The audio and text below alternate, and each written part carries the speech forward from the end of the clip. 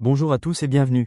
Aujourd'hui, on plonge au cœur de l'actualité africaine avec un sujet brûlant, la situation sociopolitique au Cameroun à la veille de l'élection présidentielle du 12 octobre 2025. Demain, les Camerounais iront aux urnes, mais le pays est en ébullition.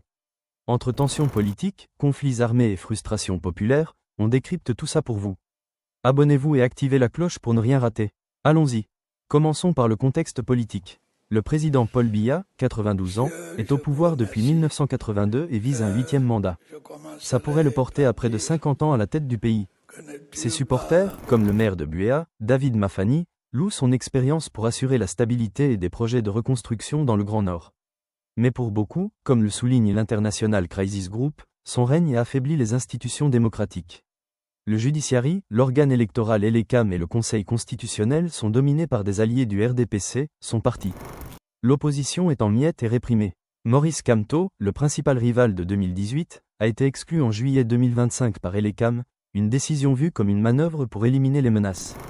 D'autres candidats, comme Issa Chiroma Bakari du Front National pour le Salut du Cameroun, ou Cabral Libi du Parti camerounais pour la réconciliation nationale, promettent des réformes, la paix et même une fédération pour apaiser les tensions ethniques. Chiroma a même présenté des excuses publiques pour avoir minimisé la crise anglophone par le passé, insistant sur une solution non militaire. Du côté du gouvernement, on présente l'élection comme un modèle de démocratie, avec des kits biométriques pour les électeurs et l'aide du PNUD. Mais les observateurs internationaux, comme le Haut-Commissariat des Nations Unies aux droits de l'homme, alertent sur les restrictions, interdiction de manifester, arrestation d'opposants, au moins 53 en août 2025, interruption d'interviews et suspension d'ONG. Sans oublier les retards dans le fichier électoral et l'absence de réformes promises par l'Union africaine depuis 2018. Ça pourrait miner la crédibilité du vote. Passons maintenant à la crise anglophone, qui domine tout. Depuis 2016, dans les régions du Nord-Ouest et du Sud-Ouest, qui représentent 15% des électeurs, des plaintes de marginalisation linguistique et culturelle ont tourné à la guerre. Séparatistes contre forces gouvernementales, au moins 6 000 à 7 000 morts, 900 000 déplacés internes et 60 000 réfugiés. Les séparatistes ont imposé des lockdowns de 3 semaines avant l'élection, menaçant les votants et appelant le 12 octobre un « jour de bulletins et de balles ». Des habitants comme Annie Nsala ou FSU vivent dans la peur constante, coincés entre les deux camps. La participation pourrait être faible, comme en 2018 où elle n'était que de 5 à 16% dans ces zones. Le gouvernement déploie l'armée mais refuse le dialogue, perpétuant une guérilla. Des experts comme Tilarius Atia qualifient ça de « crise la plus négligée au monde », qui pourrait invalider les résultats si le vote est bloqué. Et ce n'est pas tout. Dans le Grand Nord, Boko Haram continue ses attaques, avec des raids récents en mai-juin 2025. Ajoutez des inondations qui déplacent 500 000 personnes en 2024.